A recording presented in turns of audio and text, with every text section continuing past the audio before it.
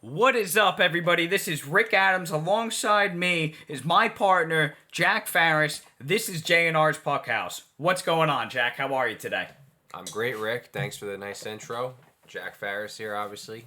Lucky to talk to you guys again. Happy to talk to you guys again. So much hockey to talk about. It's Can't almost wait. unbelievable. Can't wait, Almost man. overwhelming. Got a lot to talk about. A lot of Yeah. good games, a lot of good series, obviously. I'm sure all you guys already know that. Yeah, we're going to dive right in. I mean, I missed my Rangers yesterday because I was at a wedding. It's all right. So I didn't see that game. Luckily, But, Rick Adams got eyes on it. Yeah, I had the Panarin winning goal alert while I was in the limo getting back to the hotel. So, yeah, I mean we're excited to talk about every series because there's a storyline to every single one of them. So Absolutely. we're gonna dive right in. Absolutely, Jack. Very well said, man. I like that a lot, actually. There is a storyline to every single series here. Real quick, just to get it out of the way, it's going to be Nashville and Colorado really quick. And no offense to these Nashville fans or anything. It's just, listen, Colorado in my bracket had them winning in 4. It's just, like we said last episode, Colorado is that good. They're a force to be reckoned with. Still my Stanley Cup favorite, but in my bracket, I did shake things up. I don't want to make it all about Rick's bracket and whatnot, but yeah, listen, Colorado, it's no secret. Colorado's better. They proved it, and that's where we're at right now. Oh yeah, yeah. I mean, listen, I thought maybe Nashville would win 1 or 2 tops, but yeah, you kind of knew Colorado was winning this one. Nashville put up a fight, but I think Colorado obviously, so many people, even people that aren't really big hockey fans, were picking Colorado to win the cup. So. Yeah. They got business done with Nashville, and they're on to St. Louis, obviously, which is going to be obviously a tougher matchup. But a lot of people would still say Colorado would win the cup, and I don't disagree with them. They're a friggin' wagon. It looks like, So Colorado. We've talked about them enough. We already know how good they are, and we're going to see how they do against St. Louis because that's going to be one hell of a series. Hell yeah. I think the only storyline with Nashville is they kind of went for it because guys like Duchesne really picked it up this year and kind of showed they were worth the money they're making. And Kadri. Love Kadri, man. Oh yeah, but you got a guy like Philip Forsberg in Nashville. It's not signed. You wonder if they get a contract extension done with him or if he becomes a UFA. But Yeah. Other than that, on Nashville, I mean, look, they put up a fight. But yeah, I mean, we all knew that they weren't the team Colorado is. That's for sure. Yeah, you brought up Philippe Forsberg. I don't want to dive in too much to where he's going to go. We'll save that for the off-season talks. But you really do got to wonder, like, does he stay with them, I know Nashville's a good team. We all know this. But I'm really curious to see where he winds up. Like I said, Nashville's going to want to keep him. But does Philippe Forsberg want to stay there? Yeah. Look, they got some pieces. Nashville, obviously, Roman Josi is unbelievable. Norris candidate. But great year. Yeah. They're just, Colorado's got so much more depth, and we kind of knew that they were going to win. But, oh, yeah. Yeah, we'll see. Colorado just went in there and basically handled business. Got it done. They got it done. They're home resting now for St. Louis, and St. Louis had a little bit of a longer series. So that's going to be one series to watch, I'll tell you that. I mean, there's so many series that are going to be... Every series is going to be a good series to watch. Yeah. That's Like the bottom line. But listen, you brought up St. Louis earlier. I counted them out. I know you were talking about them. You were high and mighty on them, and I really did count them out. I know they didn't have it easy against Minnesota, but they played some great hockey, and they finished strong, and the results show. They came out with the win. Absolutely. Like I've said, the reason St. Louis got it done is because they have the good vets that have been there, done that. True. The battle-tested vets. Brandon Saad. Recently, too. Brandon Saad, Braden Shen, Ryan O'Reilly, these guys have been there, done that. Even to a lower level guy like Robert Bertuzzo, Torrey Krug's got a ton of playoff experience. Tarasenko, of course. Tarasenko has a ton of play, and he's been unbelievable. Been great. In the summer they were saying they were going to trade him, and he kind of wanted to trade. And is he going to fit in with the team because he requested a trade? Well, all season long he's been great, and all playoffs long he's been great. Yeah. So, at least this round anyway. But yeah. He's been unbelievable. So St. Louis has the veteran pieces, but also the younger pieces. I mean, Robert Thomas is good, man. Unbelievable all year long. An amazing year. He's been good in the playoffs too. Jordan Kyrou has been unbelievable as well. Love him. So Their young guys are getting it done. Their blue line is solid, more solid than a lot of people give them credit for. Colton Parego is a hell of a defenseman. Justin Falk's very solid. When Krug is healthy, if he's healthy for the next series and he's playing, he's got playoff experience. He's a good defenseman. He moves the puck well. He's good offensively. I know they got the guy Scott Perunovich, the young kid, Hobie Baker candidate last year. They got a solid little blue line there, and as far as goaltending goes, we're going to see between Binnington and Husso, but we'll see what happens there. Yeah, no, I agree. Another guy we forgot to mention there is David Perron. He's just still another vet that's just been so. Oh yeah, I don't know. I forgot him. So solid, man. Just so consistency is key. Correct. Like it's just he was phenomenal, honestly, in that whole series. I think he played all around great. He put the pucks in the net, which really matters, and he played his role and just got open, took the shot, and it's easier said than done. Just went right into the net, and listen, the guy contributed, had big goals at big times, and listen, that's what you ask for all the players, right? Oh yeah. Yep. Yeah, David Perron's one guy I forgot to mention, obviously, but he's another vet. He's been there, he's done that, and he's a skilled player. He's got experience, and that's one of the reasons I love St. Louis. They really could surprise Colorado. Like, I wouldn't be completely shocked if they did that. Even a guy like Pavel Buchnevich, guy that was on my Rangers for a while. He had an amazing year. He's playing pretty good in the playoffs. It was a little bit weird how they got rid of him. I think they really couldn't pay him once Adam Fox's extension kicked in. I kind of get why they traded him, but at the same time, I don't know. He's solid, and he's not afraid to kind of muck it up and play that hard physical brand of hockey as well. So they got a good team there in St. Louis. They really do. I don't know if I would compare it to Colorado's first line, like McKinnon, Rand, and Landeskog. I don't know if I'd necessarily say I'd be picking St. Louis over Colorado for the series, but listen, St. Louis isn't going to be an easy out. They have the experience. They have good young players. They got it all going on right now. It's really going to come down to is their goaltending up to par every night like they have been. No, I agree. I think I said it earlier in the past couple episodes. Actually, not earlier. Is I doubted their goaltending. I thought Binnington had a rough year. Husso finished strong, had a good year. This and that, and then Husso was playing good. Then Binnington came in, played great. Listen, they held it in. That's why they got the series win. Mm-hmm. I'm just really, my go-to line, really interested to see what happens against a really, really good team. Yep.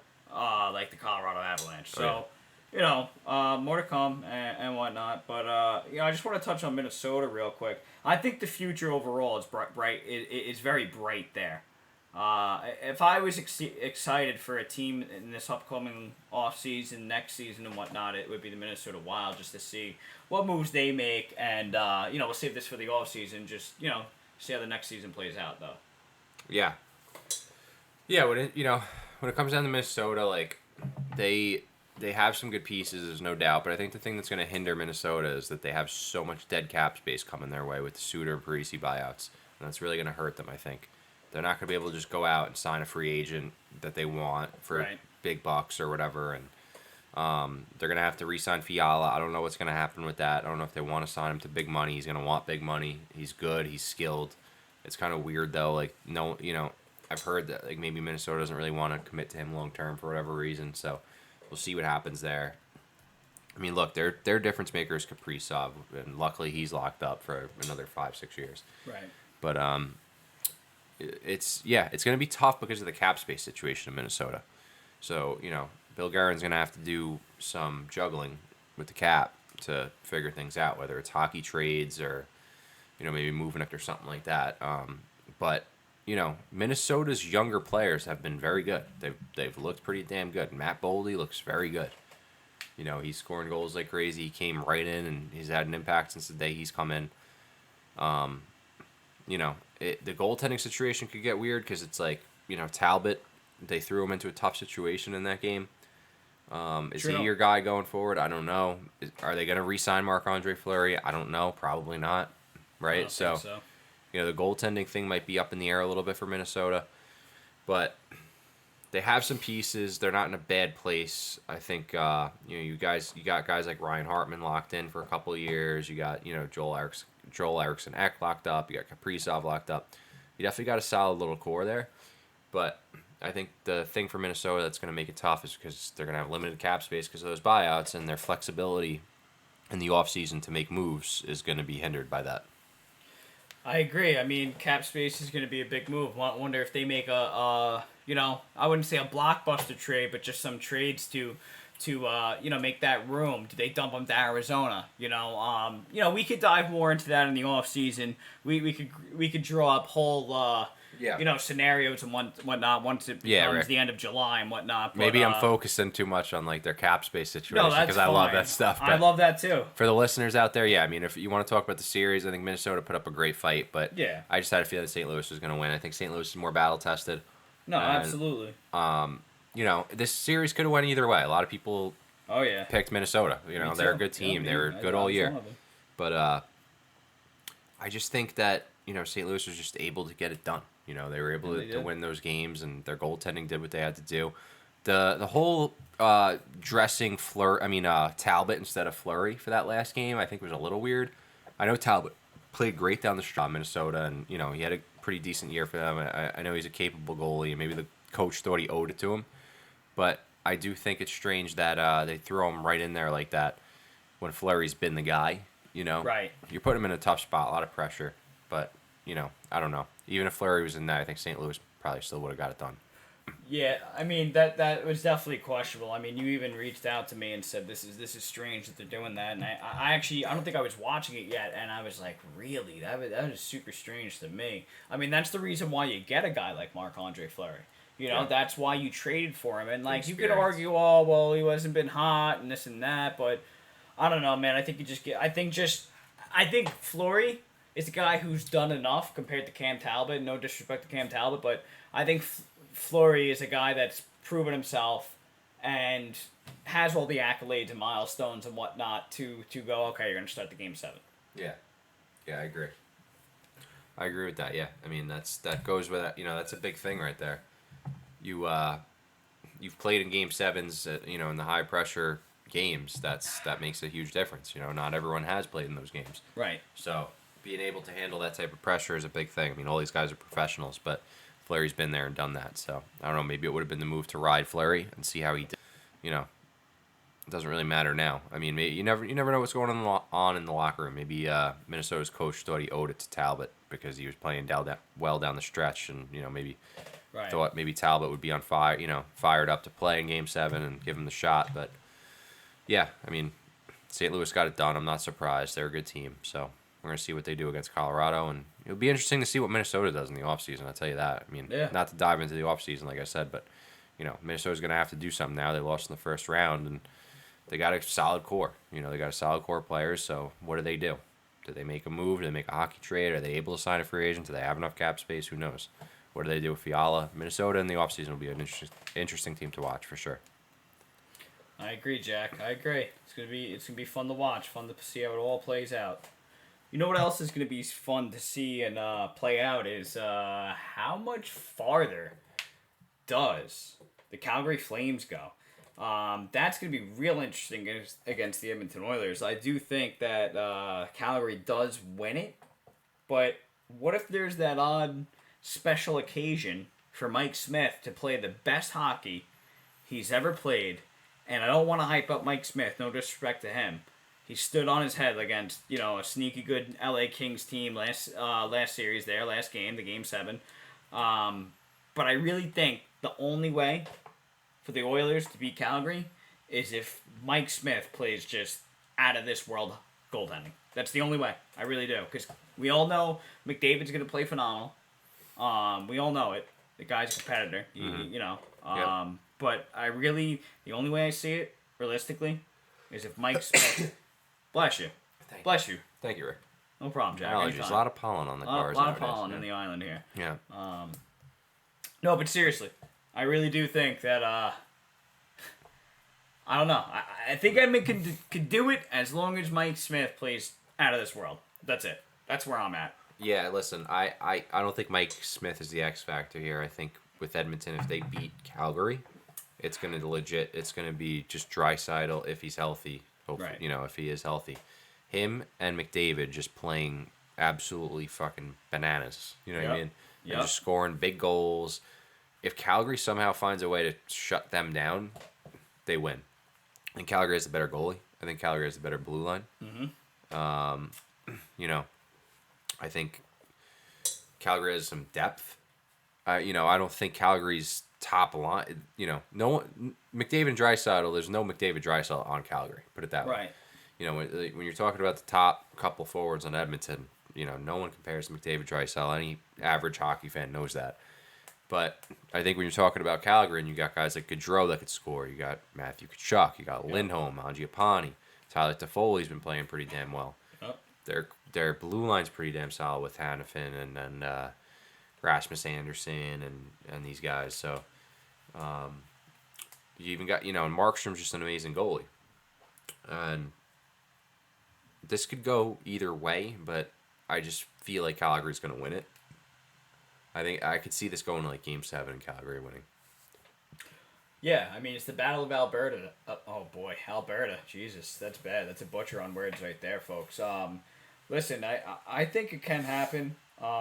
Again, and I'm not trying to make it all about Mike Smith and whatnot, because guys like McDavid and Draisaitl are game changers, but, we've seen them play against LA, and we saw where, Mike Smith's not playing the greatest, and, the Kings snuck in some games, and I'm not trying to say that the Kings aren't that good where they didn't deserve the win or whatnot, but it's just the series, the round one that we saw and I watched and we all watched there, and not to single anybody out, but we're all adults here, right? I could see that the weak link is goaltending, and it's clear as could be. Any average hockey fan, I think, would really notice that. But you got to give credit to Calgary. Oh yeah. You can't, and you got to give credit to Edmonton. So yeah, and like if you're looking at like Calgary's blue line, I mean, listen, I'm not gonna sit here and say that they have the most amazing blue line in the NHL, but they got big bruises like Zadorov and Branson, those big bruising defensemen that they ain't going coast to coast and scoring a goal, but they're big guys. Stay at home. Yeah, they're gonna block shots and play that Darryl Sutter style of hockky. Noah Hadfin's really good. Rasmus Anderson's good. I like Anderson a lot. Rasmus Anderson's good, man. And listen, Edmonton's blue line isn't bad. It's really not. I mean, Darnell Nurse obviously is solid. Love Darnell. Yeah, Cody Ceci, he's all right. He's not bad. He's a solid defenseman. Love Bouchard. Duncan Keith at least has the experience. He's won cups with Chicago. Man. Yeah, he can move the puck. Yeah, Evan Bouchard. I love Bouchard. Bouchard's going to be a player. He's been pretty good throughout, overall, the whole season. Overall, he's been good. And the playoffs, man. And then you got like Tyson Barrie, another puck-moving D-man. He's kind of a power play guy, right-handed shot D-man, can move the puck well. Yeah. Transitions well out of his own zone. Chris Russell blocks shots so now that you compare both lineups defensively, I do think Calgary and Edmonton defensively, maybe they're even. Yeah. But Calgary's at the edge in goaltending, and we all know goaltending goes a long way in the playoffs. Yeah, absolutely. I mean, listen, you could have the. I think that Calgary has the scoring depth. Yep. Enough to handle Edmonton's firepower, because listen, you could have the two best guys arguably in the world, right? Mm-hmm. McDavid and Draisaitl, and listen, you have a weak goalie, you have a weak goalie. Yeah. Listen, I've seen it with the Islanders for years. I mean, listen, if you have a weak goalie, you have a weak goalie. I don't think. I think Edmonton can do it if Mike Smith plays on his head. But if I had to bet, I'm picking Calgary all the way. Yeah, I'm picking Calgary all the way. There's no shot. I mean, listen, Lindholm and Michael Backlund are both, and Michael Backlund, not enough people talk about. He's a very good defensive centerman. He scores some big goals. Unless you're a Calgary Flames fan, you're probably not talking about Backlund too much, but he's a good player. If Backlund and Lindholm can find a way to slow McDavid and Draisaitl down, Edmonton's in trouble. Yeah. Because I don't trust Edmonton's goaltending, and aside from McDavid and Draisaitl, I don't think they have all that much depth. You know, Yeah. Nugent Hopkins is a good player, but and Kane picking up Kane. Yeah. Aside from his bullshit off the ice, like that's a great acquisition, man. I mean, he's like what? I think he's second in goal scoring. I think he's second in Gensel, who just got eliminated. You know. yeah, I think he's got 7 goals in fucking 7 games. Yeah. So he's gonna, he'll pick it up. You know, McDavid leads the points, leads the playoffs in points. This could go either way. The more you look at it, the more you bounce back and forth on who you're picking. But like you mentioned, Evander Kane, he's doing good. But then Calgary, you got the guys like Blake Coleman and Calle Yarncroke, Tyler Toffoli, Lucic. You got all of those like depth forwards that can chip in, and they got playoff experience, and they're good. And if Gaudreau and Kachuk keep playing up to that level, that's it's I don't know. It's going to be one of those series to watch. I mean, I almost want our listeners to chime in and kind of say, hey, who they think is going to win. But maybe we'll put out like a little poll or something. But yeah, you guys can follow us on all the social media handles there. We'll make a Twitter tonight. We're on Instagram. We're on Spotify. We're on YouTube here. So I do think McDavid and Draisaitl, Rick, are just that friggin' good that I wouldn't fault anyone for picking Edmonton just because those guys stepping up. I think McDavid's sick of losing, and he's on another level right now. And when you got Draisaitl on, Draisaitl is unbelievable too. And listen, for all we know, this could be the win that they needed to turn it up a notch into a different fucking gear that we've never seen before. Yeah. For all we know, that could happen right now. Yeah. That would be crazy exciting to see. I actually kind of hope that happens just to see. We think McDavid and Draisaitl are that good now. Like, what's round 2 looking like? That's gonna be cool. I think. Again, like you said, the more you talk about it, you can go back and forth. My main point is, realistically, only way I see them win, and I'm just repeating myself at this point, is if Mike Smith just plays out of this world. If they still continue to go with him as the start, rightfully so. But I think that's what it is. I think that's where Calgary's big edge is going to be. Jacob Markstrom's such a good goalie. Yep. That's going to be their edge, and Edmonton's edge is just going to be McDavid, Draisaitl. It's as simple as that, and it sounds cliche, but they're just that good. That they're that, the firepower of them is just that, that good that, they could literally carry a game if they want. If they're firing on all cylinders, they could really turn a game around. So for Calgary, Markstrom's going to have to keep playing the way he's playing, and they're going to have to find a way to slow down McDavid and Draisaitl. If they do that, they can win the series. If they can't slow McDavid and Draisaitl down and Mike Smith is able to play up to par, Edmonton can win. Absolutely. It's funny, like, you noticed, Jack, you mentioned it too, like, slowing down McDavid. That's the thing. They have all these guys like Lucic, the Flames. They have Lucic. They have this guy. They have that guy. Are they going to be able to actually catch him? That's the whole thing. He's that fast. I don't think Lucic is catching him. No. But not to keep going about McDavid and Calgary and whatnot. A guy I want to mention who's actually second behind him in points is Carter Verhaeghe. Am I saying it correctly? Carter Verhaeghe. Verhaeghe on the Florida Panthers. What a series. Yeah. Carter Verhaeghe. Yeah, Verhaeghe. Listen, Florida Panthers, I got them winning the cup in my bracket. I really do firmly believe if they beat Tampa Bay, I think they can win it all. If they and again, it's going to be something else to watch, man. This is the Battle of Florida. We just went from the battle in Alberta is now to the battle in Florida. It might be just as interesting to watch too, because they're such good teams. But yeah, this guy Verhaeghe, correct me if I'm wrong, but I'm pretty sure when he was like a Toronto draft pick late round. Yep. Didn't really pan out with them. He was on Tampa, played a little bit with Tampa, was in Tampa's farm team. Before signing with Florida last year, so the year it just goes to show you how deep Tampa was for so many years that he didn't even crack their lineup. But yeah, he's been on fire. He is playing with good players, obviously, but still, yeah, he's been really good.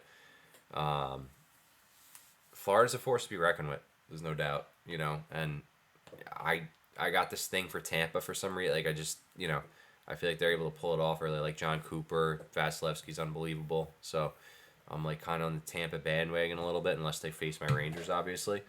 But yeah, Florida Tampa is going to be one hell of a series because Florida's one hell of a team, and they were able to beat Washington, who most people expected them to beat, but they got business done against Washington, who's another battle tested playoff experienced team. Yeah. So that's a good sign for Florida because they lost in the first round last year, so for them to beat Washington, a battle tested team, and move on, I mean, look, they got Huberdeau, Barkov, they made the move for Giroux, Aaron Ekblad, one of the best defensemen in the NHL in my opinion.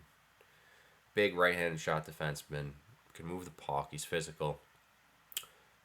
If Bobrovsky plays up to par like he should be, like he has been, it's going to be one hell of a series, I'll tell you that. Absolutely. It's funny, like, you got guys like Bobrovsky, he was on the Blue Jackets, right? I think he had maybe a couple playoff wins when they did make it, whatnot. Then he splits, and then he goes to Florida, and you just love to see it. Like, I don't want to call it a bounce back, career or anything, but like, it's just he's just only getting better from what I see. Yeah. And I kind of see that the Capitals series kind of proves that.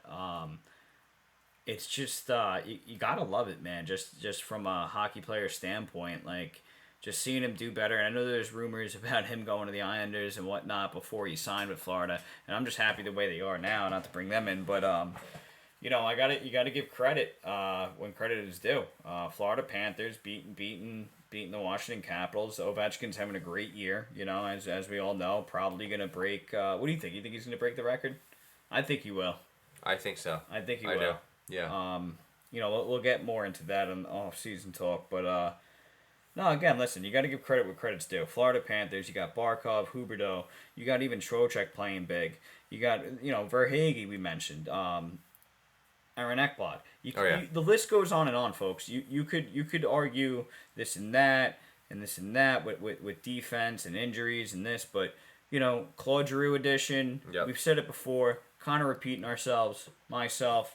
But Drew edition was big. Yeah, Drew's never won a cup, but he's been in a lot of playoff series. And he wants it. He wants playing it. With heart. He's motivated.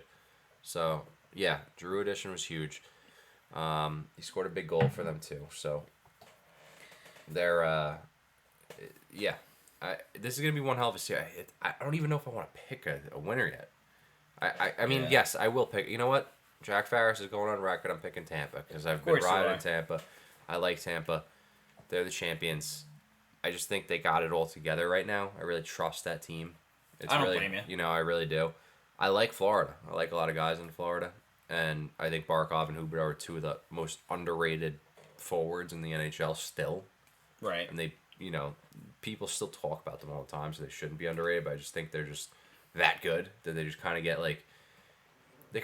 masked they kind of get thrown in the weeds. Like people don't talk about them as much as they talk about Matthews and all the big guys in New York or Toronto or Boston or the bigger teams, I guess. But right. They're both unbelievable players. Ekblad's unbelievable. Bobrovsky plays up to par. They could win, but I don't know. I think Vasilevsky's still better, and I think Tampa's got a lot of depth. We know that. We know Vasilevsky's better. Yeah, Tampa went out and they paid big money for the right type of depth. People, you say they overpaid, doesn't matter. They overpaid last year too, and they fucking won the cup. True. People, strong point. People used to, they overpaid for Barclay Goodrow. They overpaid for Blake Coleman. All right, well, those guys helped them win the cup. Yep. And guess what? Nick Paul, what'd you give up for? That was a lot to give up for Nick Paul. All right, well, he won Game 7 for them. Yep. Julian Breezeball knows what he's doing. Yep. And they have the core in place. They have Vasilevsky, who's... I love Igor Shesterkin, but right now Vasilevsky is the best goalie in the league. Yep. Victor Hedman's one of the best defensemen in the league. Ryan McDonough is still a very, very good defenseman. They have depth. Their forwards are unbelievable. Braden Point plays every game like he's never, like he's never won a playoff game. He plays with that type of passion. Steven Stamkos, Kucherov had a quiet series, but they have every position you can think of. Tampa's got it covered, and it's tough for me. Tough to convince me that they can't beat Florida, but it's going to be a hell of a series. Florida's a good team too. This might be one of the most interesting series. Yeah, I agree with that. It's funny you mentioned Kucherov not having a great series. It's true, and that just goes to show and prove how good the Tampa Bay Lightning are. I mean, Kucherov is phenomenal. Top 10 easily, top 5 maybe when he's really on his game and whatnot. It's funny, like it's scary. Like it just goes to show and prove how good the Lightning are. He could have a really bad series, but then you got the rest of the Tampa Bay Lightning to deal with. Yeah. Let's say Draisaitl, not to go back and forth, but let's say Draisaitl's out for the series, and then McDavid, they shut down McDavid. Not against the Oilers, but who else? Yeah. Yeah. So you got Kane in there, but listen, Tampa GM knows what he's doing. He goes out and gets quality third, fourth line. Not guys that are like, I don't know. These guys are good players that he's got. I love the guy Ross Colton. Right. He was University of Vermont college player, then signs with Tampa. He's in Tampa's system with Syracuse, and they develop him, and he's come in, ever since he's come in, he's been great since last year. He scored a huge goal, I think, I don't know if it was Game 6 or Game 7 for Tampa last year in the playoffs, but he's been unbelievable. They go and acquire a guy like Brandon Hagel, they pay a hefty price to get him, but that's a guy that's locked up for a couple of years at a real nice number. He plays that, like, fuck you style, digs out pucks, goes in the corners, plays that like playoff type of hockey. Shot. Yeah, he could score goals, like, and the Tampa's GM knows that, so he's like, oh yeah, I will give up a lot for him because he knows that Tampa has the core in place right now to keep winning. So you acquire guys like that to add to the group to freshen it up a bit, and then you got you add Nick Pohl. They have so much depth, they really do. A guy like Pat Maroon is still playing at a high level. Andre Palat's playing at a pretty high level. He's scoring goals. So if you get Kucherov and Stamkos to step it up a bit, Tampa could definitely get it done. Absolutely. Wouldn't shock me one bit. But it also wouldn't shock me just how good Florida is. Is it their time? Is it their time to shine? Is it their time to take that step forward and really show that they're a legit team? Barkov, Huberdeau really put themselves on the map and be like, hey, we're legit superstars. Yeah, we're here to play. We can win a championship. Yeah. So I'm probably gonna say this about every series, but this might be my favorite series to keep an eye on. Probably Carolina and New York because I'm a Rangers fan, but this one's gonna be interesting because this could go either way and wouldn't shock me either way. Yeah, for me, honestly, two interesting series I want to watch, and just because we mentioned them before, is the Battle of Alberta. Mm-hmm. You got the Flames and the Oilers, and then you got this one, the Battle of Florida. So that's going to be great. Jack Farris is going with the favorite, with the Tampa Bay Lightning, and Risky Rick Adams is going to go with the Florida Panthers, just based on, I think it is their time, and I said it about Toronto, We'll dive into that a little bit, but I said that about Toronto. I did get right they're going to go to 7. I said Toronto's going to win, but I think this series goes to 7. I think Florida versus Tampa goes to 7. I feel like it's that good. I think if Toronto went to 7, I think Florida goes to 7 100%. Mm-hmm. Yeah, I could see that. Yeah, I'm not comfortable like saying Tampa's going to win in less than 7 because they're just. I think Florida's a good team. I really do. I wouldn't be too confident saying Florida would win less than 7 either. Right.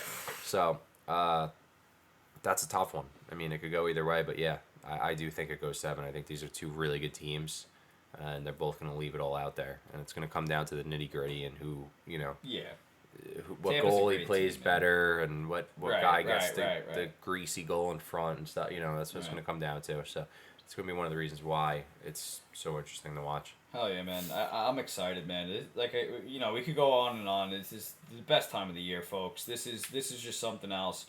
I'm already thinking about all these now as we're like a half hour into this and whatnot. I'm so fucking excited. Words can't express it. I really can't. Express it too much because it's the best time of year. It is. It Come really home from work, you throw on the playoff game. Yeah. Every night starting tomorrow. Looking forward to it. Yeah. There's a game to throw on and watch. That's interesting. So absolutely. It's funny. I brought up Toronto earlier. I feel like, and the Canadian media and Toronto fans, correct me if I'm wrong. I know I could sympathize a little bit with your pain. Not that I know what it's like, but you gotta give them some credit, man. You can't. Oh, yeah. I don't think you could throw up your hands in the air and fucking freak the fuck out. And that's it. Fire everybody. Trade this guy, that guy. They definitely need to make some moves due to cap issues, but I don't know. I think people are overreacting. They went 7 games, against the 2-time Stanley Cup champions. And listen, I say that they're overreacting because I never dealt with that pain for nine playoff appearances now. Mm-hmm. So I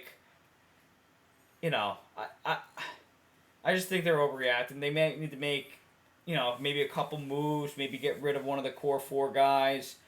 Who knows? Maybe run it back and make small changes. Who knows? But I don't know. Toronto. As long as Matthews stays with them, I think they're going to be just fine in the future. I really do believe that. I think they see a cup soon, honestly. Yeah, listen, this. I give it. it's May 16th. 3 years. Let's check back in 3 years. I think they have a cup under the belt. Yeah, Rick. I mean, not going to surprise me. Matthews is a hell of a player, obviously. I mean, look, just talk about the series real quick. I mean, when Toronto was up 3-2, I was like, yeah, Tampa's. Yeah, you did. Tampa's going to win. They're going to find a way to win. Me. They're. I was like, nah. They're a championship battle-tested team. They know how to win. I just knew. I hate to say it, but I just knew Toronto was going to choke. I knew Tampa was the better team. They were going to get it done. They were going to find a way to do it. I do agree Matthews is unbelievable. And if he stays there, which he is on contract for another few years, so he's obviously going to stay there for at least, the foreseeable future. But I don't know exactly what Toronto's problem is. It's tough to say. I don't think it's as simple as just adding some tough left wing guy. I don't think it is either. That could score a couple goals. I don't know. It's tough. I do think they need a little bit more grit, fuck you to their game. Yeah. A little bit more of but like I said, not like an enforcer that just fights. When you talk about Tampa with guys like Hagel and Paul, those guys are big, tough guys that could, kill penalties, but they could also score, and they're not bad players. They're not bad skaters. They're all around pretty decent hockey players. So, to go get a guy like that, it's probably cost them. But I do think Toronto's problem is, Marner's making close to $12 million. Matthews making close to $12 million, which rightfully so, because he's unbelievable. He just scored 60 fucking goals. Of course he's going to make big money. Of course. But you got Marner making big money. Then you got Tavares making $11 million. You have Nylander making $7 million, and Nylander's been good. Nylander's skill-wise and scoring-wise and putting up points-wise has been unbelievable. What's Riley getting? Morgan Riley. I think Riley might be getting 7.5 or something like that, or 8. So rightfully so. He had a good goal, man. That series. It was a nice goal, a top shelf goal. Yeah, look, guys aren't going to want to take Toronto discounts in Toronto. It's not Tampa Bay. It's not Florida. It's not Carolina. Highly taxed. Highly taxed. It's a highly taxed country. So on top of that, you got a lot of media pressure and stuff like that. I think I'm not crapping on Toronto here either, because look, it's Toronto. It's hockey city, basically. Yeah, it's history. It's historic. That's hockey. You think hockey, you think historic, Toronto. Man, it's know. I'm sure if I went and played a game as an NHL player in Toronto, it would be unbelievable. It would feel amazing. But I'm just saying the facts are the facts, that it's expensive to live there. They get taxed a lot, so these players aren't going to take discounts. Matthews is putting up 60 goals for you, so it's almost like, how could you freaking ask him to take a discount, honestly? But, yeah, true. Very true. I think, something's got to give. I think, if you can't get rid of Tavares, I mean, do you explore trading Marner? I don't know. I mean, this is probably more of an off-season, discussion, but Marner's unbelievable. He's skilled and a good player. I'm not, a Marner hater, but I just think, if they're unable to get it done for you in the playoff, I mean, do you go for it another year and see what happens? See if they could get you past the first round again, right? When they haven't been able to. I mean, they're young enough where you probably can do that again, but if not, I mean, what do you do? Because you don't have much cap space. I mean, I guess you could give up a pick and a prospect and try to go acquire somebody that like fits, a Nick Ball. someone like that you could fit into your cap and maybe is locked up for a few years or something that's not on a huge cap hit. I like to see them do that. They're good. They're good, and they listen. If they were a bad team, you would not take Tampa to 7. So I don't think they're a bad team. Right. Exactly. Exactly. They're not good enough to beat Tampa. That's the bottom line. They weren't good enough to beat Boston last year. Like they're not. They can't get out of the first round. So I do think they have to do something. I agree with you, Rick, in the sense that they shouldn't panic and fucking trade everyone and fire everyone. I don't think that's the move. It's insane to me. I'd like to see them do something to change up the culture a little bit. No, absolutely. Whether it's like player personnel wise, I don't know. Do you think the players are getting tired of Sheldon Keefe's message? I don't know. Maybe. Do you hire another coach? Do you keep Keefe? I don't know. Yeah, it's gonna be good. Good to see. But we'll see what they do. But yeah, no surprise that Tampa beat them. Tampa knows how to get it done in big pressure moments. They're champions. Yeah, and that's why they're champions, right there, right there. You're like, Jack, great way to end that. It was very well said, man. That's why they're 2-time Stanley Cup champs, and not to spend too much time on Toronto real quick, but I think me personally, what I would really like to see, and the Toronto fans are probably like, no, let's change it up already, but I really would like to see them keep their core, and just make some changes on the third line, fourth line, whatnot. I'm not calling for anybody's head, but just get that depth. Get a guy like Nick Paul, trade a first round to get some guy. I would really like to see how that pans out before they start making moves with Nylander or Marner and whatnot. I'd rather see that first and then make a major move. Yeah. But, we'll see. You don't think you hit the panic button yet, but at some point, something's got to give because, they have the best team that I think on paper and whatnot, and the regular season can prove it. I think they have the best team that they've ever had in the previous years. I give Jack Campbell a lot of credit. He's a good goalie. Yeah. He's played great. Yeah. But 30 wins on the season. Yeah, and he played good in the playoffs too, but that just comes down to how good Tampa really is. That they Vasilevsky is the better goalie, and we all know it. They were able to get it done, and it's what Toronto had it tough to face Tampa in the first round. Oh, 100%. 100%. I think maybe if they played Boston, they beat them. If it was some other team, they might have beat them. Yeah. So I agree. It's tough for Toronto, but you know what? We'll see what happens in the offseason. Once it gets closer, we'll talk more about that and what I think. That'll be fun. Yeah. We get to talk about that. We'll talk about Minnesota Wild, what moves they should make. It's going to be good in the offseason. Yeah. Well, don't worry, folks. When you think Jack and Rick are off during the offseason, we're not. We're going to be talking hockey. We're going to be drawing up all these different moves and whatnot, what teams should do and suggestions. And fans, chime in. Please give us something to talk about. Let's talk about it. Yeah, the playoffs end. We're not just golfing and drinking Miller Lights. We might be doing a little bit of that, but trust me, we're focusing on the podcast. So we'll be here. We'll be here.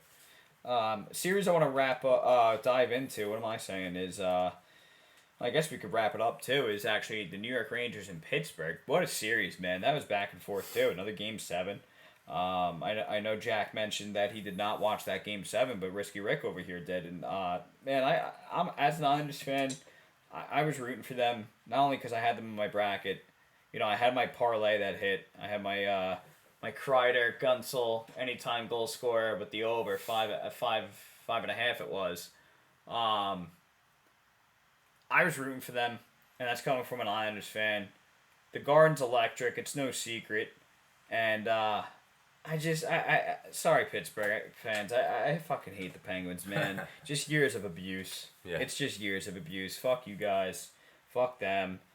But all joking aside, it's it's good to see the Rangers win. I don't care. I can say that as an Islanders fan.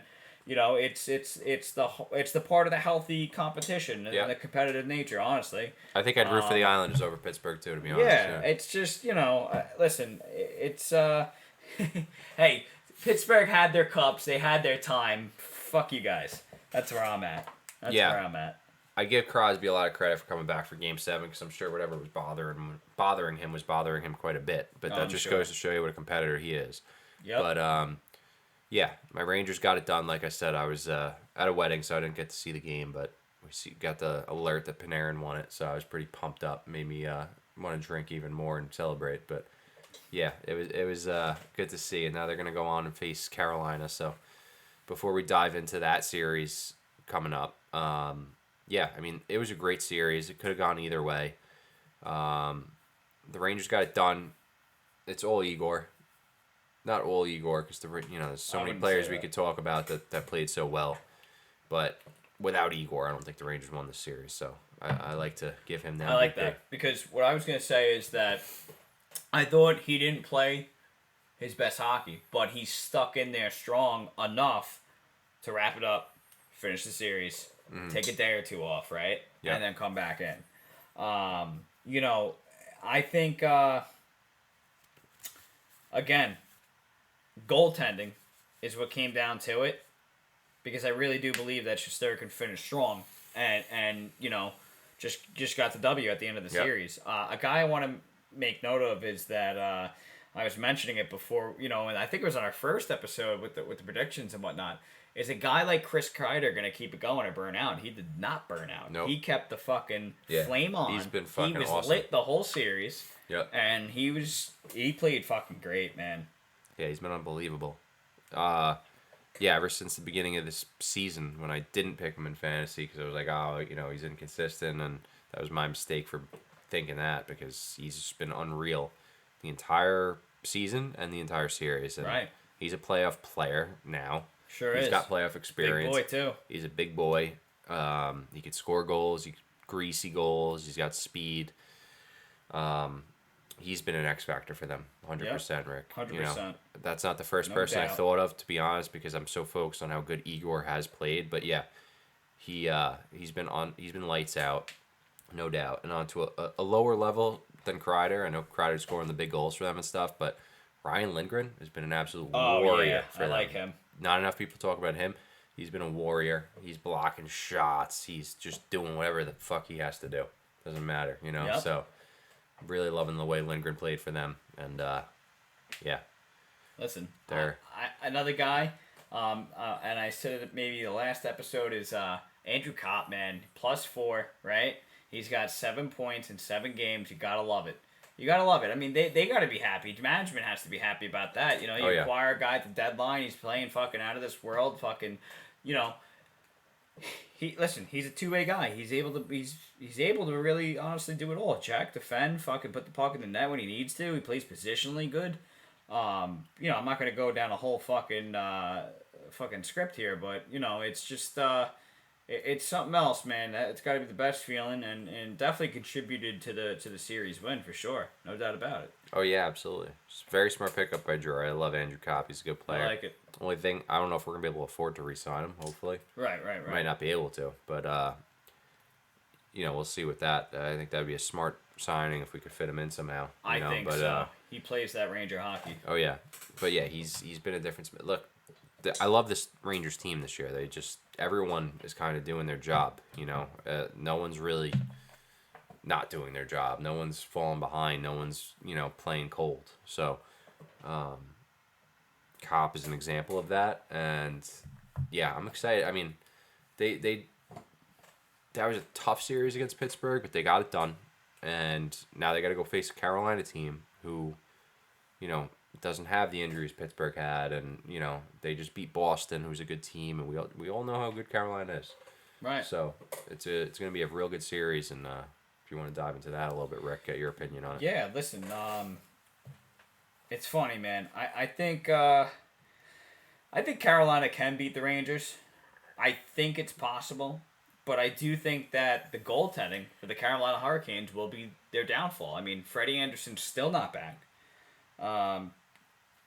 But I can't believe I'm saying this. At the same time, I could see the Rangers beating them, given that's the circumstances. That the goaltending would be the issue. So this is a tough series to bet on, and honestly, I don't want to bet on this. This is a series I want to stay away from, to be honest with you. If I'm talking about betting wise, Yeah. Could go either way. this is fucked up. It is. It's fucked up because listen, if Freddie Anderson was healthy, playing good, he's hot after round 1. He was playing right. I would pick Carolina, but the fact that Freddie Anderson is still not in and it's kind of up in the air about him, from what I know about and my knowledge, but I think if Shesterkin pulls it together and just goes, okay, round one's out of the way, this is a new series, let's start fresh, and the team plays the way they are, I think it's over, man. I think Rangers could really fucking do it. I just want to mention how good fucking, and this is no surprise, but and I want to mention how good fucking Adam Fox was last series against Penguins, man. I mean, defenseman, man, 10 points, 7 games.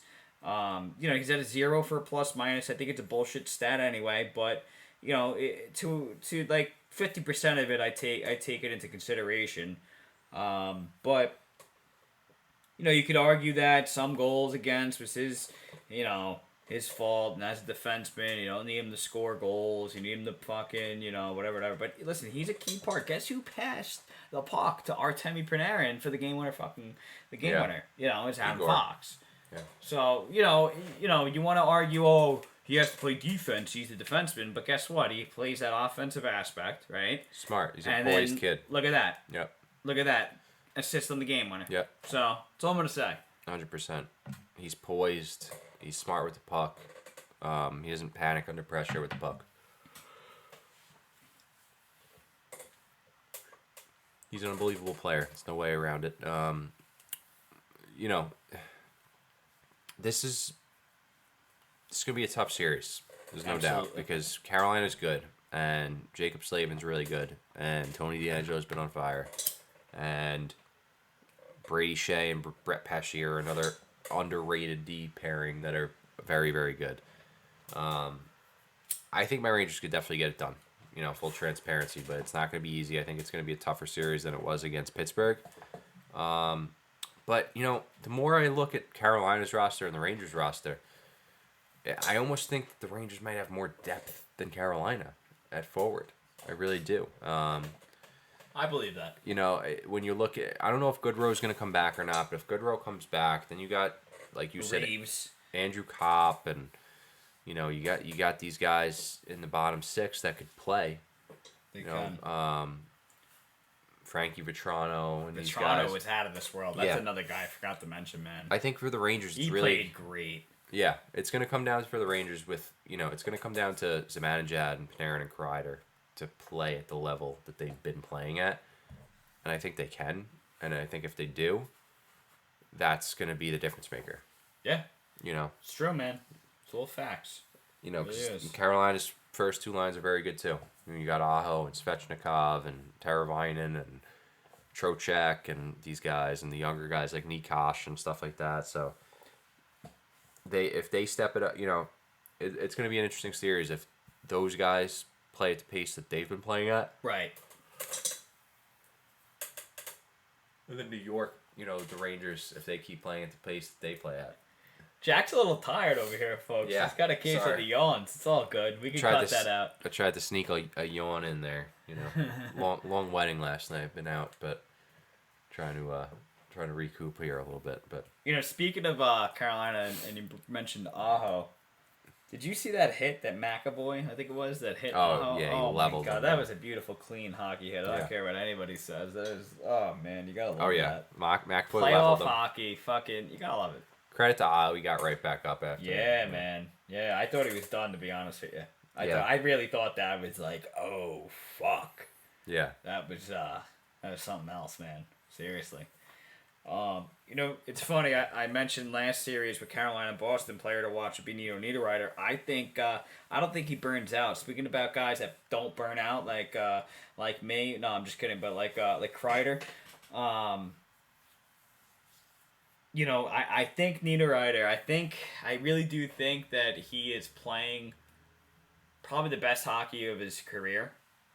You could argue that about the 30-goal season and whatnot, but postseason he's been fucking phenomenal so far, I think. Yeah. And that's, coming from an Islanders fan. The Islanders drafted him. I don't think management gave him a fucking fair shot. You could argue that he played 38 games or something, and he only put up 4 points.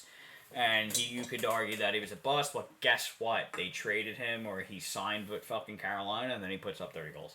Oh, yeah. So, it's just typical Islander shit. But, no, I think Nino Niederreiter, I really think that he can be a difference maker. He's just a pure goal scorer, and I really do. I always liked him, even though that he didn't really get to shine with the Islanders. I always liked him. I was always a fan. So maybe I'm being a little bit biased. Probably am, but Risky Rick is gonna call for 7 points with Wow. with Nino Niederreiter. Okay. That's a really risky bold pick, and I actually. If I could find a player prop for a series before it starts or something on one of those apps, if he would have at least 7 points, I would love to see what the odds are for that. I would love to see, potential winnings because I would bet on it. I bet, 20, $50 on it. Yeah. I really do think he's All right. a difference maker, honestly. Yeah, no, you're a Niederreiter guy for sure. Yeah, I don't even know where to go with this because I liked Carolina so much against Boston and I like their team, but the Rangers, I got a bias towards them for sure because I'm a fan, obviously, Right. And it's also just I think the Rangers are capable of getting it done. I do. If they're big players, Panarin, Zibanejad, like I've said before, and I don't think people are giving Jacob Trouba enough credit for how he's played in the playoffs. He's been such a playoff player. Big right-hand shot defenseman, plays physical, could move the puck well. It's not going to shock me one bit if Trouba could. Trouba. If the Rangers could beat Carolina, it's going to be an interesting series. I like both coaches. I like Brind'Amour. I like Gallant. The Rangers' big guy. Look, Carolina's big guys do step it up every time, right? Like they've proven that during the season and in the playoffs they could score goals and they can score the big goals. The Rangers have to keep doing that. The Rangers have proved that against Pittsburgh. So if they continuously do that against Carolina, then yes, that's Absolutely. what they're going to have to keep. Their big guys, Kreider, Zibanejad, Panarin, are going to have to keep playing big. They're going to have to keep producing, and Consistency is key. Yeah, and Igor is going to have to stand on his head like he has been, and I think they definitely have a shot to beat Carolina, but it's not going to be an easy series. Carolina's a good team. They have playoff experience, and they have a good coach. They got a good blue line. Right. Freddie Anderson, if he's healthy. Ronta was playing great when Anderson wasn't healthy, so it's going to be a great series. But I'm obviously going with my Rangers because I'm a Rangers fan. I can't pick against them, but seriously, look, Igor's been unbelievable. Their big boys have been getting it done. I think they have depth down, I think they have depth down the middle. They got depth on the wings. The only weakness I see with the Rangers is their D core is a little young. Once you look past Trouba, I mean, Fox has been unbelievable. He is young, but he's been unbelievable. Yeah. So that's different. Kind of established. Yeah, he's totally unreal. It's can Andre Miller keep playing the way he's been pretty solid? He's playing big minutes for them. He's been good. I got no complaints about Miller. Schneider's been good too. No complaints about him either. But they have to keep playing good, to win the series. We can't have any rookie mistakes out there against a battle-tested Carolina team. But, right. I think they could get it done. Like you mentioned Fox, Norris winner. Igor has been lights out for the friggin' 15th time. I'll say it, but right. If their big boys get it done, they could beat Carolina definitely. Yeah, I mean, listen, I've said it earlier when we first talked about this series, is that I really do think Carolina can beat them, and I also think that the Rangers can beat them, and that simply as this, we've been saying it the whole podcast, man, about goaltending. I really do think the Rangers right now, right this second. Actually, no, I shouldn't even say right now, right this second. Overall, I think the Rangers have the better goaltender. Obviously, I mean that's kind of obvious. Actually, even if Anderson was playing, so that's where it's tough for this, and that's why I say, betting wise, I don't even want to. I want to stay away from this fucking game. Yeah, I wouldn't. I really don't want to. I don't want to. Well, put money on this game at all. So, folks, if you're trying to look for Risky Rick's picks like that, I stay the fuck away from this. That's all I'm gonna say. Risky Rick's picks will be up, but yeah, Carolina New York game will probably be excluded. What I will say is, how many times I've said it? Jack Farris called it. One of the reasons Boston lost is because they took dumb penalties against Carolina, which you shouldn't do. Mm-hmm. So the Rangers cannot take dumb penalties against Carolina because their power play is lethal. It's scary. Yeah, they're going to score It 8 is times so out of scary. 10 on their power play. So you do not want to be taking dumb penalties against Carolina and letting them go up a goal. Yeah, So, it's scary. and you know how that goes. Look, there's times where the ref calls a stupid penalty and it's not the other team's fault. But bottom line is, you give Carolina enough power plays, you're going to be behind the 8 ball. There's no doubt. So the Rangers got to be careful and cognizant of that. Hopefully we got good refs for that series. And, yeah, definitely going to be an awesome series. Both teams have depth. You know, Fox has been unreal. I'm really happy with my Rangers. I'm happy with the way everybody's playing, honestly. I'm really proud of them. Yeah. But to talk on Carolina a little bit, how good has my boy Tony DeAngelo been? Oh, And so how good. much money I do you love think that guy. he's going to get paid? Because he's been... He's not, so good. He's got like 40, I think 45 or 48 points on the year as a defenseman. Yep. And he's playing unreal in the playoffs. You know, he scored a huge goal against Boston at home. And, you know, Boston fans hate him. It's great. Like, he just eats it up, you know, so he's... Plays even better. Yeah. I'm curious what he gets paid. I'm wondering if they're going long-term with him or what, but he's a good friggin' player, man. Tell you Yeah. that. That whole decor is fucking phenomenal. Yeah, I'm curious to see how much he gets paid just from contract aspect and whatnot. That's going to be interesting because, you know, a guy like that, he plays with an edge. He plays good in the playoffs. He plays good defensively, and he plays good offensively. It's an all-around package. Quarterback's the PP. Yeah, it's. I mean, it wouldn't shock me if they paid him 7.5 just due to the market because of South Jones, then everybody Yeah. gonna follow suited. But I think if Carolina could lock him in 6 years, 6.5 or $7 million, that's so it's a ideal. Yeah, steal. that's what I was gonna say. Like Like, 6.5 it's a is steal. where I see him signing. Because he's still young. He's 26. So you get him Yeah. all his prime years. So, yeah, that'll be an interesting story to watch. Yeah, that's gonna be great. I can't wait. I mean, listen, this should be a great series to watch. Betting wise, I'm staying the fuck away. That's where I will be, too. I definitely will be because I can't not pick my Rangers if I'm picking a bet. But I haven't been betting anyway. I've been staying away from the bets. You know, last couple bets I did didn't go so hot, so I've been staying away from that. But, you know, Risky Rick here has got the good bets, and he likes to get into that a little more than I do. But, yeah, for the Sorry. Rangers, Carolina, I won't be touching that either. Yeah, I mean, you know, speaking of bets, I had the Rangers and the Flames last night. They won me some money there. That was great. But, you know, now that we bring them up, just, you know, we already spoke about the Rangers and Carolina.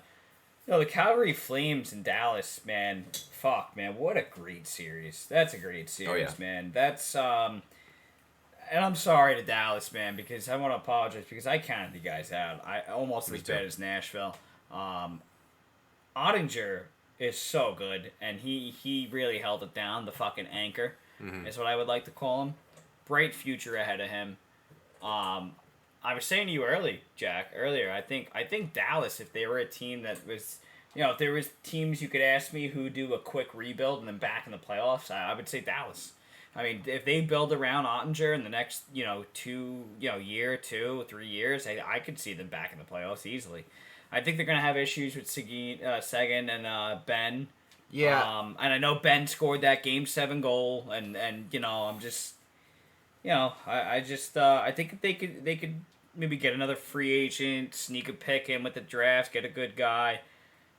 Maybe he's NHL ready. He's, you know, whatever. But I don't know. I think you know, Calgary obviously is more superior. We called that. We knew that.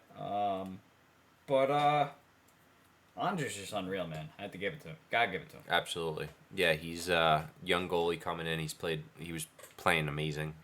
Maybe not getting as much credit because you got guys like Shesterkin and all these other good goaltenders that are kind of stealing the thunder a bit. But he's been lights out. He was great for them. Obviously, they didn't win the series, but he played unbelievable. I think Dallas is a good goalie in their pipeline now in Ottinger for their future. With Dallas, it's weird. I mean, I could see it going either way. I could see them like turning it around next year and going for a run again, or like it going the opposite way. I think Seguin and Ben have had a lot of injuries and they're getting older. Not that they're like old where like they can't play anymore. Like they're still good, but like they are getting older, and they have had a lot of injuries and Right. a lot of surgeries and whatnot. And Joe Pavelski's unreal. I love Pavelski. I think he's an awesome player, but he's also older, and Right. their core is older. Absolutely. Besides Rob, Jason Robinson, he's He's gonna be great. some player. Oh yeah. Speedy winger. Yeah, Heiskanen's really good. I mean, Like maybe Heiskanen. you're right, Rick. Maybe I'm like not. Maybe I don't pay enough attention to Dallas, but they, when you look at Ottinger, like you always start from the net out, right? When you look at a team and the rebuild, and if Ottinger keeps playing the way he's been playing, and Absolutely. you got a nice left-handed shot defenseman in Heiskanen locked up, who's a good skater and a good puck mover, and he's big, and then you got Jason Robinson, who's a sniper and does nothing but score goals, and you mix in some vets. I mean, Yeah. yeah, maybe Dallas's rebuild doesn't take that long because they already got some nice pieces there. So I agree. We really even shouldn't even be really saying the word rebuild because they just made the playoffs and went to Right. Game 7. Right. But, Right. yeah, I mean, maybe we're not giving enough credit to these veterans, but yeah, Dallas is they got some nice pieces in Dallas for sure, and I think I don't pay enough attention to them, but when Me too. you look at it on paper and you see the pieces they got, like Jason Robertson and Ottinger and Heiskanen, who's like, maybe Victor Hedman light, right? Maybe that's the right word. He's not Victor Hedman, but he's big and he can move and he's Yeah, a good, I like that. I like that. he's comp. finite, yeah. But yeah, he's a good player, and that series was great. I really didn't give Dallas enough credit, and I probably should have because didn't either, man. they've been a good team for a while now, but they just always they don't get to that next step, I guess, that next level. Right. But yeah, Calgary got it done, which I'm not surprised. I did pick them to win. Markstrom played unbelievable. Kachuk played unbelievable. Toffoli scored that big tip-in goal Yeah. in the third period, right? Yeah, Calgary got it done, man.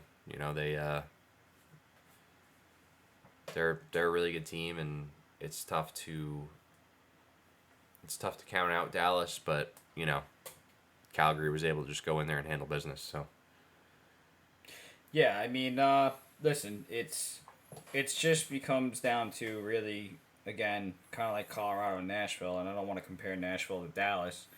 I mean, the proof was right there and what we watched, but I feel like it just came down to the better team, obviously, hence why Calgary won, and I don't even want to say a superior team, because they didn't sweep Dallas like how Colorado did to Nashville, and I was saying it comes down to that kind of series was the superior team. But we both thought it. I always thought that Calgary was just overall better, and they had a little bit of late start. I think they maybe took their opponent lightly and whatnot, and then they just finally got it together. So, listen. They stay healthy. I hope I don't jinx them. But I think if they stay healthy, they can go all the way, Calgary. I really do think that. Especially coming from the West. I mean, the team to beat is who? Fucking listen. I know one series at a time. They do got to beat Edmonton, but I think they could beat Edmonton. And then you got Colorado. And that's if Colorado beats the Blues. I think Colorado's gonna beat the Blues, but that's the team to beat is Colorado. oh yeah. I think they could beat Edmonton easily. I think I shouldn't say easily. I think they could beat Edmonton. I think they could beat the Blues. So the team to beat is Calgary. I'm sorry. The team to beat is Colorado. Yeah. So I wouldn't recount the Blues out that quick against them. But yeah, I think they're capable of beating them. But yeah, it'll be that could go either way in my opinion. But yeah, they're. I could see Calgary going all the way, 100%. I've said that since the start. I think they're good enough. It's just really are their big boys going to step up and keep playing well? That's what's going to come down to. I'm not overly impressed with their blue line, but it's good enough. And I think Markstrom being such a good goaltender makes up for a lot of that. But yeah, we'll see what happens. I think if I had to pick between St. Louis and Calgary, if it comes down to that, I know we're getting ahead of our skis here a little bit, but yeah, it's all right. I'd go St. Louis. Oh my goodness, Yeah, really? I really would. I Wow. like St. Louis.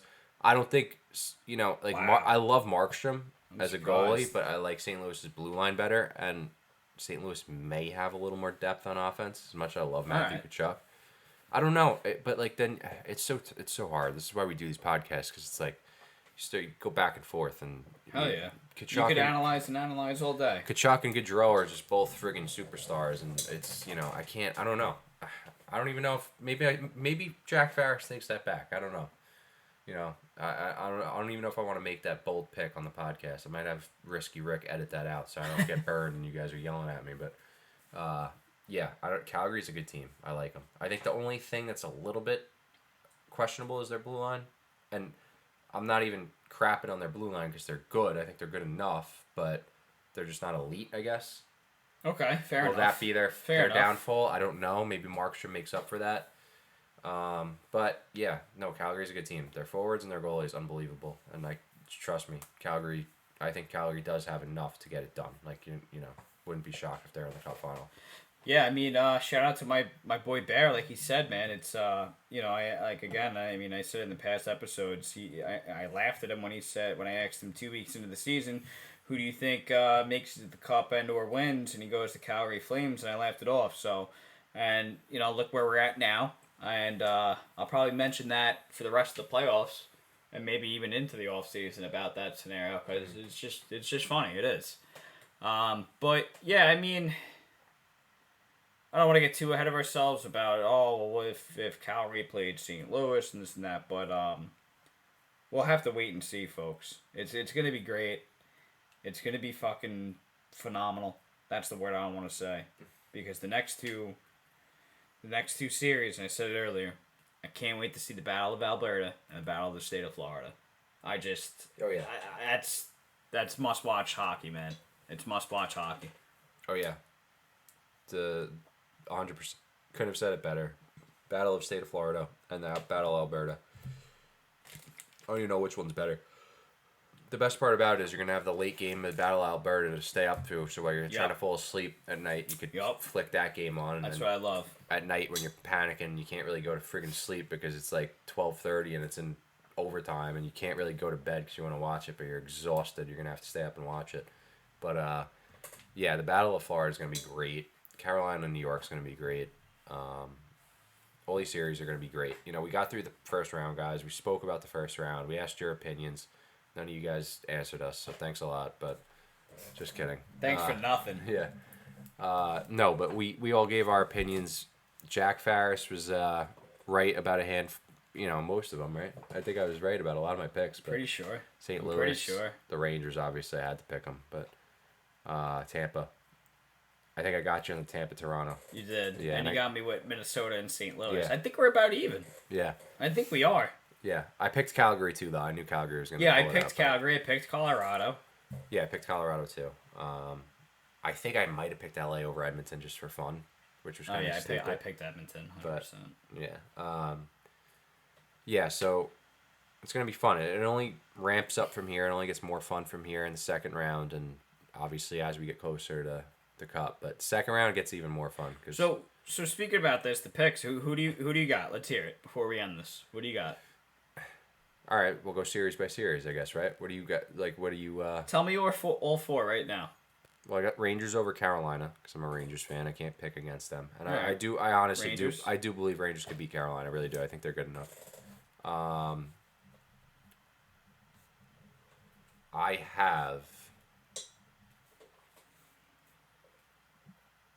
have St. Louis over Colorado.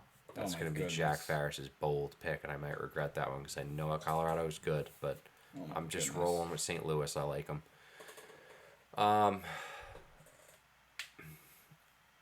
Another, this isn't bold, but this is going to go to Game 7. This is going to be a tough one. Go either way. I really like the Florida Panthers. I like a lot of players in the Florida Panthers. I love Barkov and Huberdeau, but I'm going Tampa over Florida. Wow. I really am. I just have to. And when we're talking about Calgary versus Edmonton, Battle of Alberta. We'll probably agree on this one. I think I'm going Calgary. Yeah. I have to go Calgary. I like Calgary better. McDavid, Draisaitl, it's tough to count those guys out, but I just, I love Kachuk and Gaudreau. Kachuk's a playoff player. I just think Markstrom's so good. I think if just Calgary could find a way to at least slow down McDavid, they're going to win the series. McDavid's going to score at least a goal or two. He's going to play well. He's just that much of a superstar. If they could just slow him down and get in his way at least and figure out a way to do that, Calgary wins because I think they're better. They're a better team. Yeah. All around, depth-wise. And I'm not saying Edmonton's not. And it's going to be another interesting series to watch. But those are definitely my picks. I think St. Louis, Colorado ones would get a little risky. You guys might think I'm nuts. But I just think St. Louis has the experience. And I think they have enough skill. And what I would really be betting on with St. Louis is their goalie really standing on their head against Colorado. Yeah. No, I agree. But what I will have to say about Risky Rick's picks is that, I wanted to agree with the Rangers, and I know I wouldn't bet on this and whatnot, but just to throw some competition, and as an Islander fan, I'm going to pick Carolina just to make it interesting. All right. Just to make sure we're not picking the same team down the run of the mill here. Listen, I've said it earlier, goaltending going to be a factor. I think Shesterkin's the better goalie overall, but let's see if Rangers take some stupid penalties that cost them the series or cost them the game. That's, Yeah. they did it a little bit against not. Pittsburgh, Yeah. so we'll see. I got Carolina. I got Colorado over St. Louis. Obvious reasons, not going to go in depth. Listen, I know you hyped up. I know you hyped up the Blues. I'm not saying they're a bad team. They made it the second round. I got Colorado. Battle of Florida. I got Florida. I got the Florida Panthers. I think it's their time. We went back and forth a little bit, whatnot. If you want to listen to that take because you skipped forward and you didn't want to hear us talk and you just got to our picks, we'll scroll back, go back to the Florida Panthers and hear us discuss. I'm not going to dive into it towards the end. Oh, yeah. So, but Battle of Alberta, I do have the Calgary Flames. It's where we'll agree. Okay, so that's the one we agree on. That's the one I do got, and I love Edmonton. I love McDavid. I love Draisaitl. I love Darnell Nurse. So does Griffith. Yeah. No doubt. I don't know if anybody knows this, but I don't know if we mentioned it in the first episode, but Darnell Nurse is Donovan McNabb's nephew, just in case you didn't know. Yeah, not everyone knows that. But listen. But yeah, you talk about Edmonton's blue line real quick just to wrap that up. Go. They are a little better than maybe I thought. Like maybe I was thinking because those West Coast teams go. I mean, you guys know if you're on the East Coast anyway. You're not always watching them as much. Right. Obviously any McDavid highlight you're watching or anything like that. But, you're not really watching, sometimes you're not up till 12:31 to finish that West Coast team. Yeah, that's reasonable. It's understandable. Darnell Nurse is a good player. Tyson Barrie, I like him. Yeah. He's good. Bouchard's young and he's good. But, yeah, I don't know. Calgary all day, though. Yeah. Just Calgary all day. That's all I'm gonna say at this point. Yeah. You know what I mean? We'll end it on I just think they got it all in place, and I love I love Matthew Tkachuk and I love Johnny Gaudreau. Right. And I love Markstrom. Yeah. I think those three pieces alone are gonna be able difference makers. Yeah. If you got the Lindholm and Backlund and the defenseman like slowing McDavid down, they're gonna win. They got it. Right. You just slow McDavid down, I think, and that's it. So McDavid and Draisaitl. Draisaitl's a fucking unbelievable player too. If you could slow those guys down, they're gonna score. Yeah. Give them a power play, they're gonna score. But like, if you could stop them from like taking over the game, that's what's gonna make Calgary win. 100%. Absolutely. Well, we can agree on that, Jack. We'll end it like that. Listen, folks, this was a great episode. I want to give a special shout out to Johnny 10. Really random for coming on last episode. Yeah, he was great. Listen, if anybody wants to be on this show, give us a call. We'll phone you in. You guys have anything we missed, want to talk about, let's talk about it. Send us a email, Instagram us, Twitter us. We don't have a Twitter yet. I'll make one tonight, tomorrow maybe while I'm at work, dreading my job. But listen, folks, it's an exciting time, and I can't wait for round 2. That's where I'm at. What about you, Jack? Guys, appreciate you all for listening. You know, this is why we do this, because you guys are listening. So we appreciate you guys. And yeah, we're going to be back very soon just to kind of, we'll be back, you know, a couple days, and we're going to start talking about the first few games that went on. And we love this stuff. So we're going to we'll wrap up the games and see where we're at, and, you know, whose picks are looking good, whose picks are looking bad, and who's playing good. And there's always news coming up. It's the playoffs. Playoffs happen fast, and it gets intense. So there's always a story to talk about, whether it's a big hit, an injury, or a big goal, or whatever it may be. Oh, yeah. So we'll be talking to you guys very soon, that's for sure. And we're, like, once again, appreciate you guys listening, and we'll be back at you with another pod very soon. Absolutely, folks. That was Jack Farris. This is Rick Adams. Thank you for listening to the PuckHouse. Peace out. Peace out.